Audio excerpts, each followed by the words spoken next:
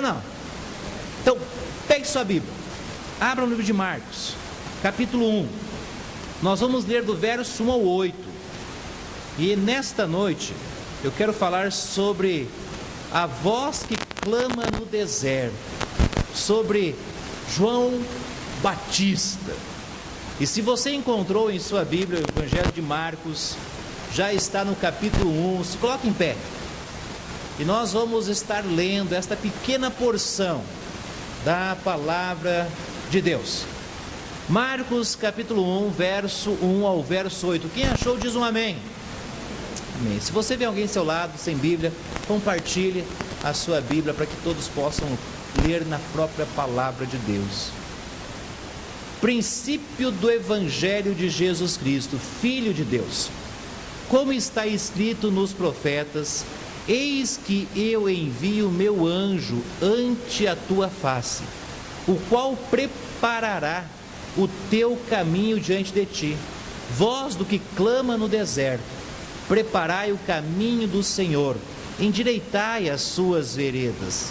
Apareceu João batizando no deserto e pregando o batismo de arrependimento para remissão dos pecados.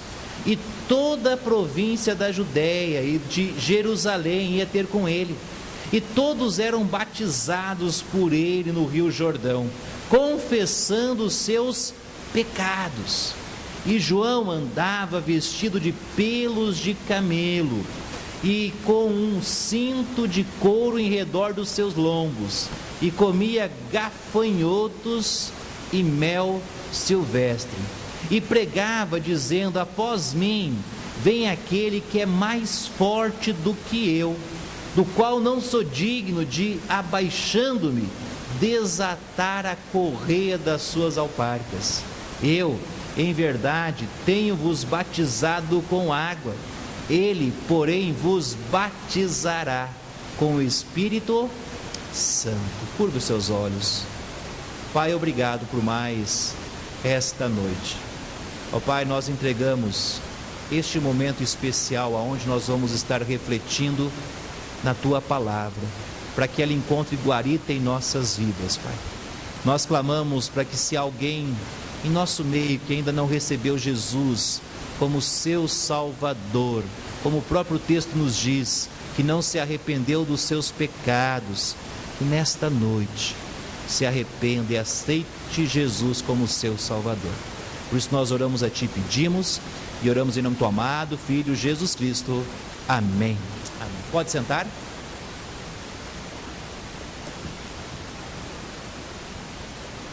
A voz que clama no deserto. Uma explicação rápida para nós darmos uma entendida nos evangelhos.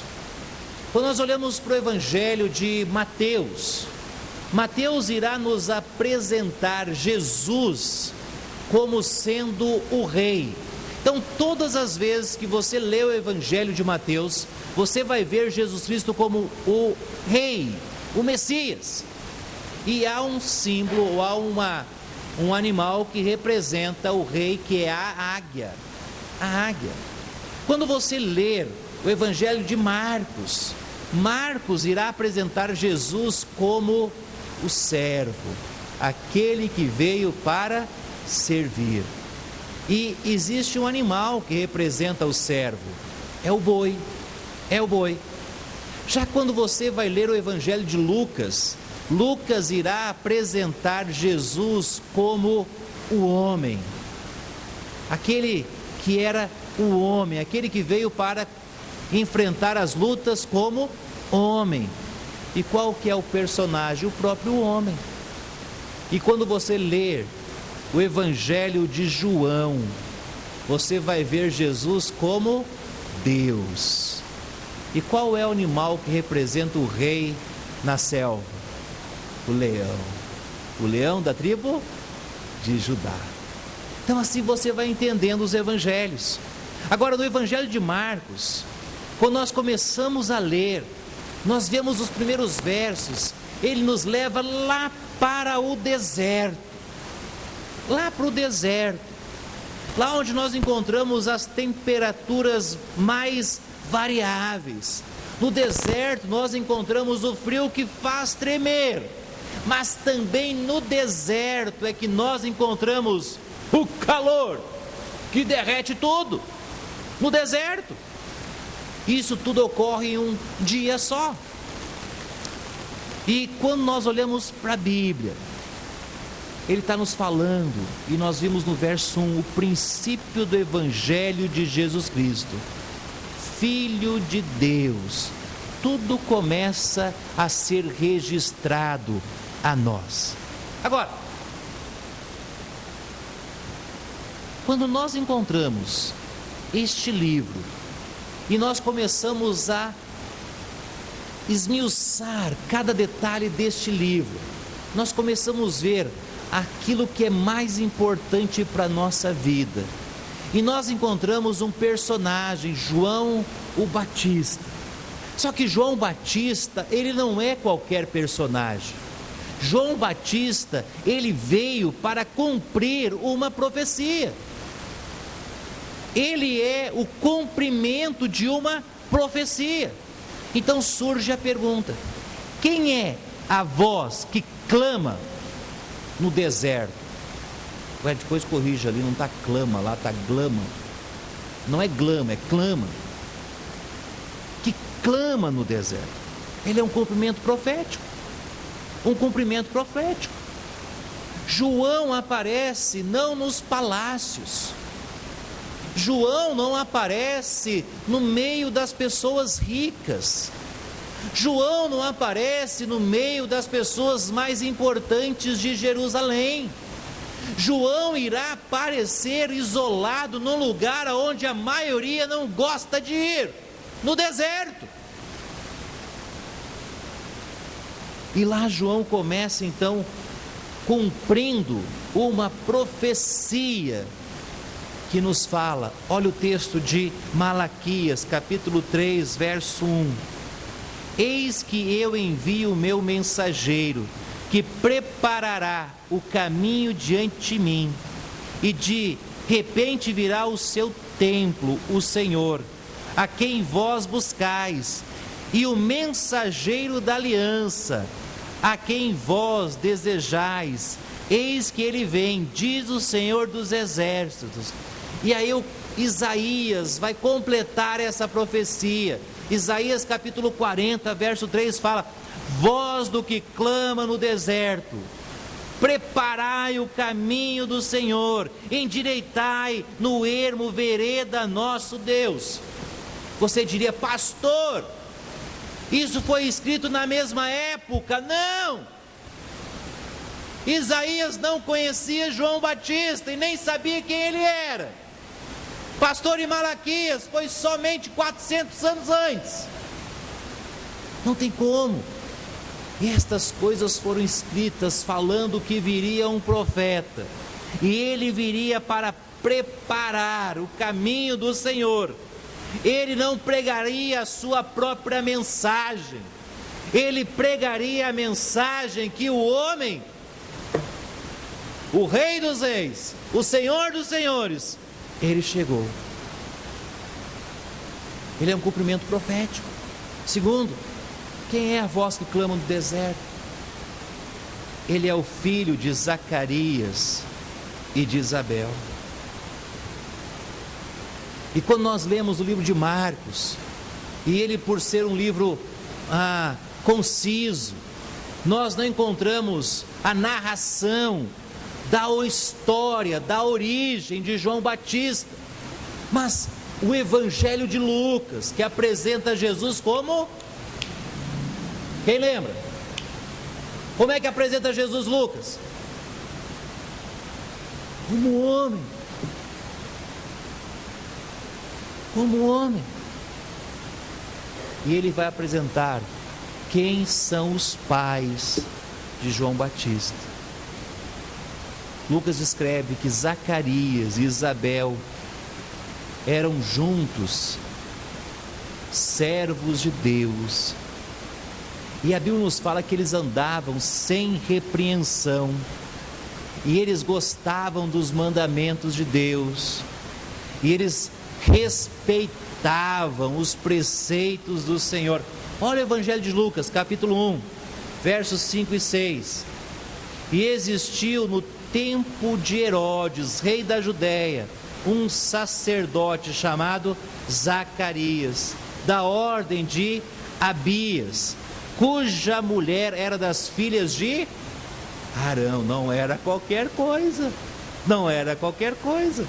E o seu nome era Isabel. E eram ambos justos perante Deus, andando sem repreensão em todos os mandamentos e preceitos do Senhor. Zacarias e Isabel não eram qualquer casal. Não era um homem e uma mulher que resolveram se casar e viverem juntos, não. Eles eram um casal que era exemplo naqueles dias. Eles serviam juntos a Deus. E ele era sacerdote. Só que eles tinham um sonho. Como todo casal tem um sonho. E qual que é o sonho de todo casal? Ter filhos. Não é assim? Todo casal sonha ter filhos. É algo que todos esperam. Quando alguém casa e começa a demorar, o que as pessoas falam? E daí? Quando é que vai chegar o moleque? Quando é que vai chegar a princesa? É o que todos esperam. E deixa eu frisar isso, deve vir depois do casamento e não antes do casamento. E eles estavam esperando e não chegava nada. Olha o verso 7. E não tinham filhos, porque Isabel era estéril. Você vai dizer, pastor, o negócio complicou. E ambos eram avançados em idade. Agora piorou. Não é só que ela era estéril, irmãos. Ela era estéril e os dois estavam avançados em idade. Já tinha passado a época de ter filhos. E muitas pessoas naquela época não entendiam. Como pode Zacarias, Isabel, sendo crentes fiéis, que servem a Deus, são tementes a Deus, obedecem os mandamentos de Deus, são irrepreensíveis e não têm filhos? Há um consenso em muitas cabeças, e deixa eu dizer isto, me perdoe porque eu vou dizer, muitas cabeças ocas, que acham que aqueles que servem a Deus de todo o seu coração não vão passar por lutas e nem por dificuldades. Aonde está isso na Bíblia? Pelo contrário, o que é que Jesus disse? No mundo tereis? O que você espera? Jesus não disse, olha, quem for bonzinho, me servir, obedecer os mandamentos, não tereis aflições. Não, ele disse isso para os apóstolos, no mundo tereis aflições, mas tem de bom ânimo. Muitas pessoas acham que pecados irão impedir pessoas que se dizem fiéis, e por isso, com certeza, Zacarias e Isabel, eles eram somente servos de aparência, mas nós vimos que isso não é verdade. O texto é claro. O interessante é que Zacarias, embora fosse um homem aprovado diante de Deus, ele era um homem como qualquer um de nós. Sério. Ele tinha cabelo, não sei se tinha todos, mas tinha alguns. Tinha barba, como qualquer um de nós. E como qualquer um de nós, ele também era um homem falho, que errava. Olha só o que acontece quando ele recebe a notícia do anjo que a sua esposa iria dar à luz.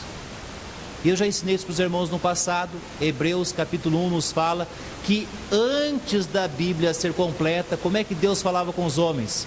De muitas maneiras, mas agora Deus fala conosco de que maneira? Através da Bíblia. Então naquela época, um anjo apareceu a Zacarias, e Deus falava de muitas maneiras. E olha só o que acontece, Evangelho de Lucas, capítulo 1, verso 13 a 17. Mas o anjo lhe disse: Zacarias, não temas. E deixa eu aproveitar essa vírgula. Por quê que o anjo disse: Zacarias, não temas? Imagina você estar num lugar tudo escuro e de repente uma voz bem baixinha chega no seu ouvido e fala assim: Priscila, o que você faria? Você lá na cama dormindo, e de repente alguém fala assim: Samuel. Vamos pegar um mais medroso aqui no nosso meio? Vamos pensar que alguém está lá dormindo quietinho, e de repente: Andrés, eu já falei, aquela porta é a minha. Não temas, calma. Calma. E ele continua: porque a tua oração foi ouvida. Amém. E Isabel, tua mulher, dará à luz um filho. Amém. Mas não para. E lhe porás o nome de João. Não vai poder escolher o nome, mas ganhou o filho. E terás prazer e alegria. O menino vai ser bom. E muitos se alegrarão do seu nascimento. Amém. Porque será grande diante do Senhor. Amém. E muitos deveriam ler isto. E não beberá vinho.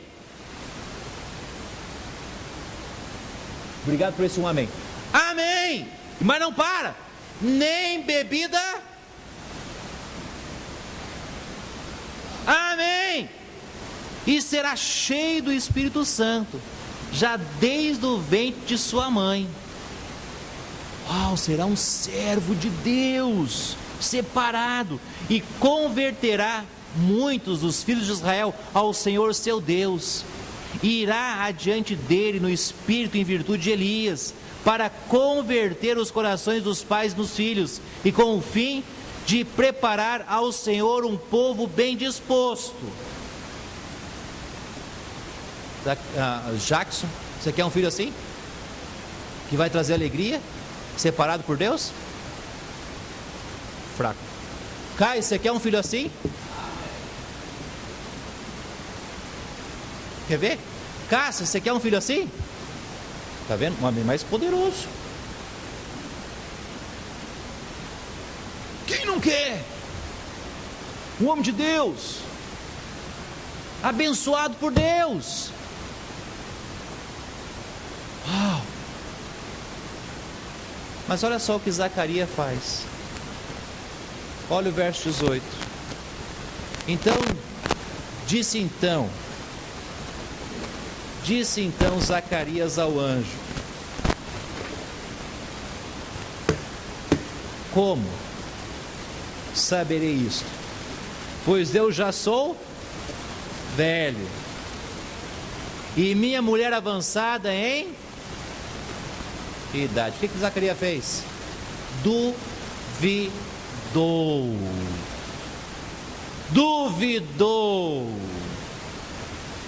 O anjo disse: a tua oração foi ouvida, você vai ter um filho. E ele duvidou. Tem muitas pessoas que duvidam das coisas de Deus.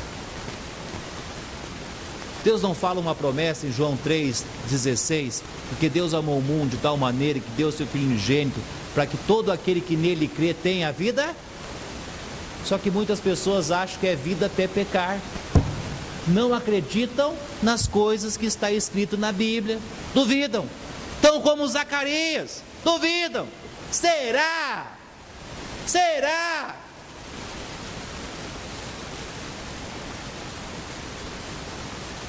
Ele duvidou da mensagem enviada por Gabriel. E a disciplina foi imediata. O que aconteceu com ele? Ele ficou mudo. Olha o texto, 19 e 20. E respondendo o anjo, disse-lhe: eu não sou qualquer um, eu sou Gabriel. Eu assisto diante de Deus. E eu fui enviado a falar-te e dar-te estas alegres novas.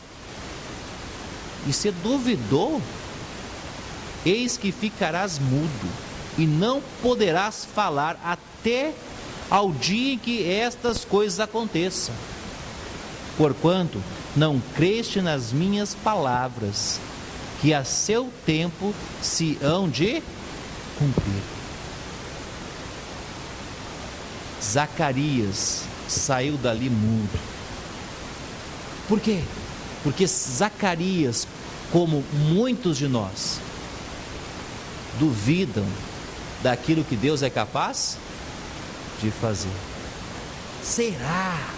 Será? Aquele casal estava prestes a receber um filho, só que aquilo não era algo normal de acontecer. Ela era estéril, e ela era avançada em dias, já estava velha, mas a promessa foi dita, e ela precisava se cumprir.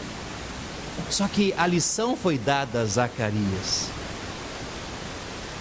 A lição foi dada a Zacarias. Imagina se Deus desse essa lição a muitos que duvidassem nos nossos dias. Você vai ficar mudo, até você aprender que eu sou o Deus do impossível. Impossível. Eu acredito que depois desta data, Zacarias jamais duvidou outra vez das promessas de Deus. Jamais. E foi fácil, porque quando o seu filho nasceu, ele pôde entender quem era que prometera e cumpriu. Agora, quem é essa voz que clama no deserto? A Bíblia nos fala que é um homem simples. Um homem simples. Não porque veio de uma família simples, mas porque era um homem simples. A Bíblia nos fala que João Batista, ele tinha uma veste simples. A Bíblia nos fala que João Batista se vestia com pelos de camelos. O seu cinto era cinto de couro que andava ao redor dos seus lombos. A sua alimentação era simples: gafanhotos e mel silvestre. Quantos gostam de mel? A maioria. Eu gosto muito de mel. Eu até gosto tanto que eu passo no pão para comer. Quantos gostam de gafanhoto? Fritinho, a milanesa, cru. Não? O pastor Rinaldo teve esses dias conosco. Ele falou que lá eles comem rato frito, rato assado, até cachorro eles comem lá no Timor-Leste. E você está dispensando um gafanhotozinho. Comida simples. Comida simples. Olha o texto, verso 6 de Marcos 1. E João andava vestido de pelos de camelo e com um cinto de couro em redor dos seus lombos, e comia gafanhotos e mel silvestre. O estilo de vida de João Batista não agradaria a muitos dos nossos dias, não é verdade? Porque hoje o consumismo tem sido algo que tem infectado a igreja e a vida de muitas pessoas. Eu preciso ter a melhor casa, eu preciso ter o melhor carro, eu preciso ter a melhor vestes. E aí começa. Mas a vida, ela se faz das coisas simples. Tem alguma coisa melhor que você sentar lá perto de uma laranjeira, pegar uma laranja, descascar e chupar. Eu tenho certeza que muitos jovens nunca fizeram isso aqui. Bergamoteira. Quem conhece bergamoteira? Mexeriqueira. Alguém conhece mexeriqueira? É a mesma coisa. Senta lá, né? Ela é fuxiqueira. Mexeriqueira é fuxiqueira, bergamota é fuxiqueira. Por que é fuxiqueira? Porque você sai com o cheiro dela, não é assim? Aonde você vai com o cheiro dela. Muitos dos nossos jovens, ou alguns dos irmãos aqui, nunca chupou uma melancia lá onde ela foi, né, produzida. Quem já chupou uma melancia lá na roça lá? Tá vendo? Não é todos. Alguns nem sabem como as coisas acontecem. Eu cresci no interior, né, no interior do centro de Sapucaí do Sul. Então, para mim, caixa de leite, o leite já vinha daquele jeito. A vaca já produzia o leite em caixinha. Por que não? Muitas coisas eu fui aprender depois de grande. Mas ele era simples. Muitos pais iriam querer que João Batista fosse seu filho. Mas muitos pais diriam: eu iria preferir que o meu filho tivesse uma vida melhor, não fosse tão simples. Ah, pastor, eu queria tanto que o meu filho fizesse uma faculdade. Na cabeça de muitos, você vai fazer a faculdade, você vai ganhar um diploma e você vai ser feliz pro resto da vida. Não vai. Não vai. Eu conheço pessoas que não têm curso universitário, tem um bom emprego, fez um curso técnico e está feliz da vida. Curso universitário não vai lhe dar felicidade. Viver feliz é que vai lhe dar felicidade. Mas muitos pais vão dizer: pastor, eu quero que meu filho faça uma boa faculdade. Muitos vão dizer que eu queria que o meu filho não fosse como João Batista, mas fosse tipo Paulo, que fosse estudar aos pés de Gamaliel, ou como Lucas, que fosse médico. Tem muitos pais que escolhem uma boa profissão para os filhos, só esquece de colocar Deus na vida de seus filhos. Amém ou não? Mas Deus deu aos pais o contentamento que o melhor para a vida de João Batista era ser servo de Deus. Servo de Deus. Já pensaram? Se os meus pais, ou os pais do pastor Rômulo, falassem: não, você não vai ser pastor não, você vai ser médico, não, você vai ser empresário, você vai cuidar dos negócios da família, você não vai pregar o evangelho coisa nenhuma. Já pensaram nisso? Deus precisa de servos. Deus precisa de pessoas como João Batista, pessoas que sejam aprovadas, pessoas que estejam prontas a pregar. E Paulo vai falar isso em 2 Timóteo 2,15. Procura apresentar-te a Deus com diploma universitário. Não, aprovado, como um obreiro, não como engenheiro, como obreiro, que não tem que se envergonhar, que maneja bem a palavra da verdade, que maneja bem a palavra da verdade.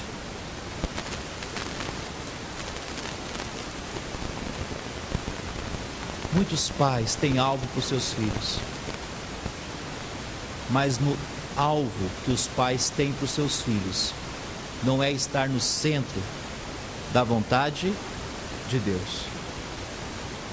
Esses dias me perguntaram: pastor, se a sua filha, quando fizer 18 anos, quiser ir para o seminário e estudar para ser missionária, como o senhor fez, o senhor vai deixar?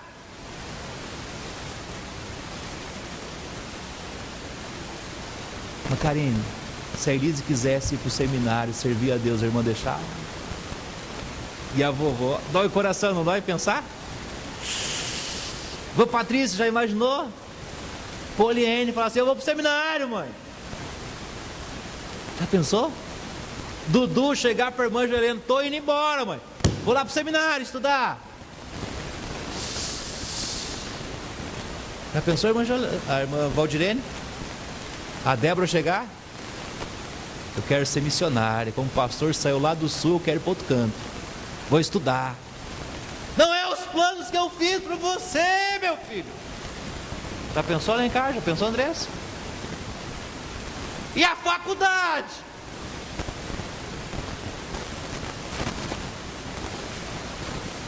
Você vai me deixar?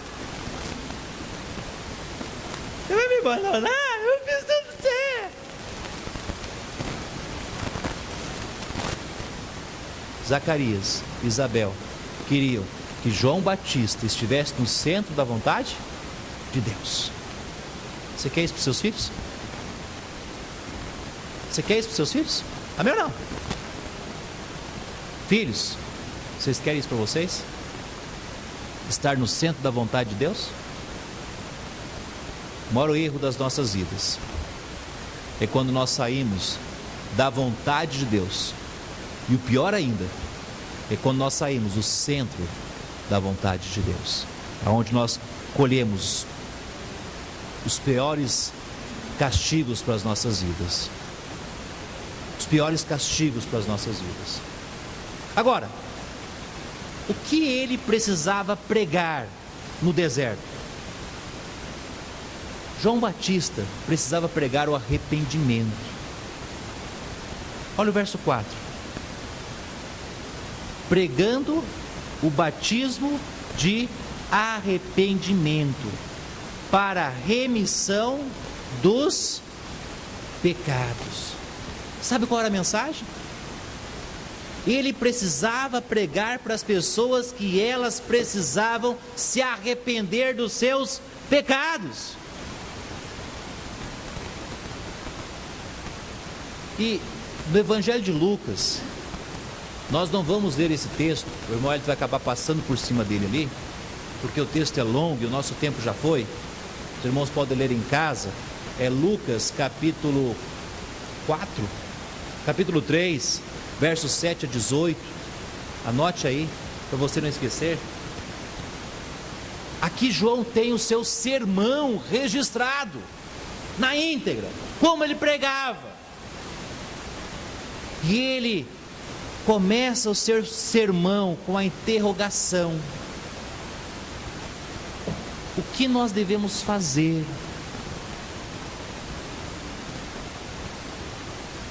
O que nós devemos fazer? E ele começa então a falar: aquele que tem 2 túnicas, reparta com aquele que não tem. Tem um saco de arroz lá na tua casa cheio, divida ele em 2 e dê para aquela pessoa que está passando por dificuldades, né? Que luta, trabalha, mas não consegue, está lutando. Lá, ajuda ele. Ele vai falar assim: faça ao outro como você quer que seja feito a você. Até os publicanos perguntam: mestre, o que devemos fazer? Os publicanos, aqueles que cobram impostos, cobram imposto justo. Cobre o imposto justo. Os soldados, a polícia daqueles dias: inocem. O que devemos fazer? Não trate ninguém mal. Não defraudeis. E contentem-se com o que vocês recebem. Não mudou nada daqueles dias para os nossos dias, não é? Aquele que cobra imposto quer cobrar mais imposto dos outros. Aquele que é autoridade parece que sempre quer dar um jeitinho de tirar alguma coisa dos outros. Mas ele então vai falar para essas pessoas: vocês precisam se arrepender dos seus pecados. Mas não para aí. A mensagem dele também anunciava a volta de Cristo. Olha o verso 7 e 8. E pregava dizendo: após mim vem aquele que é mais forte do que eu, do qual não sou digno de, abaixando-me, desatar a correia das suas alparcas. Eu, em verdade, tenho-vos batizado com água, ele, porém, vos batizará com o Espírito Santo. Ele fala: após mim vem aquele que é mais forte do que eu. Há pessoas hoje em dia dizendo e falando, mandando em Jesus: eu te ordeno, Senhor. Quem é mais forte? Te serve?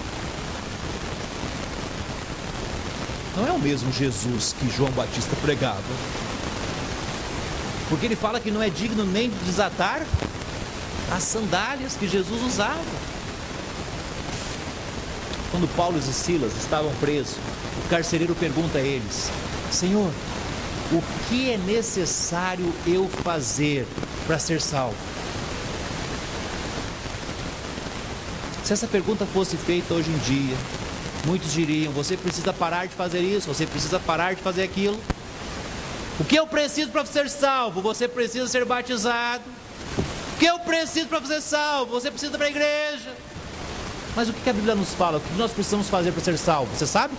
Atos capítulo 16, verso 31. Eles responderam e eles disseram: crê no Senhor Jesus Cristo, e serás salvo tu e a tua casa. E serás salvo tu e a tua casa. Jesus fala em João 3,18: quem crê nele não é condenado, mas quem não crê já está condenado, porquanto não crê no nome do unigênito Filho de Deus. Você já aceitou Jesus como seu Salvador? Amém ou não? Pastor, eu ainda não. De acordo com o texto, você está condenado. Quem crê está salvo, e quem não crê, condenado. É sua escolha. Deus não vai te forçar em nada. É sua escolha. Era João que pregava. João pregava a vinda de Cristo. João pregava que precisavam ser salvos, precisavam se arrepender dos pecados. E esta é a mensagem da igreja. Marcos 16:15 diz: ide por todo mundo, pregar o evangelho a toda a criatura.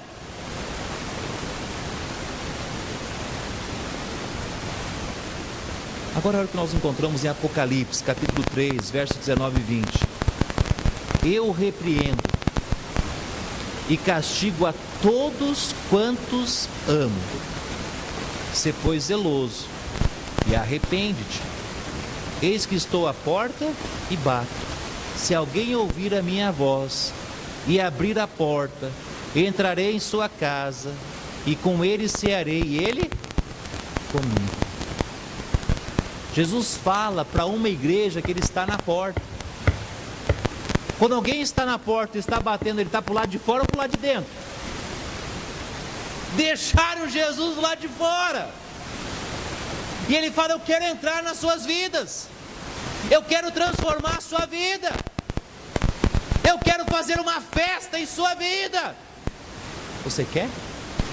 Era isso que João Batista pregava.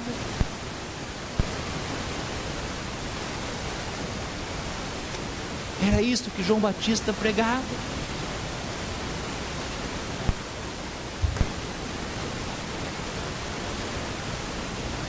A mensagem não muda, a mensagem é a mesma. Quem era a voz que clama no deserto? Era um homem simples, uma vida simples, filho de pais simples, mas que obedecia à voz de Deus. Quem eram as pessoas que criam em Jesus como Salvador?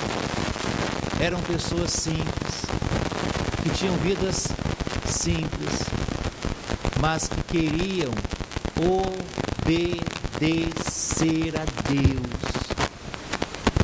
E deixa eu frisar uma coisa aqui: ter vida simples não está ligada a quanto de dinheiro você tem.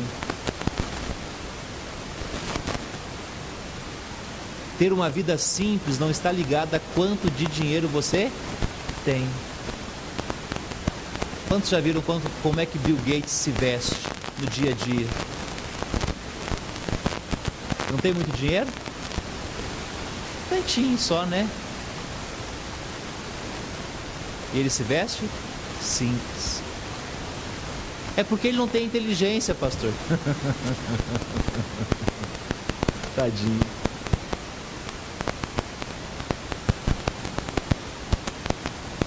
A vida, ela é simples, o simples. E não é o tanto de dinheiro que vai fazer você ser simples ou não. É o estilo de vida. Porque o mais importante em tudo isto é viver uma vida no centro da vontade de Deus. Sabe o que é o meu desejo? É que todos nós pudéssemos ser como João Batista, servos obedientes a Deus. E o meu desejo é que aqueles que ainda não são salvos, que ainda não receberam Jesus como seu Salvador, escutassem a mensagem: arrependem-se dos seus pecados, aceite Jesus como seu Salvador. Curve a cabeça, feche seus olhos, vamos orar. Pai, obrigado. Obrigado.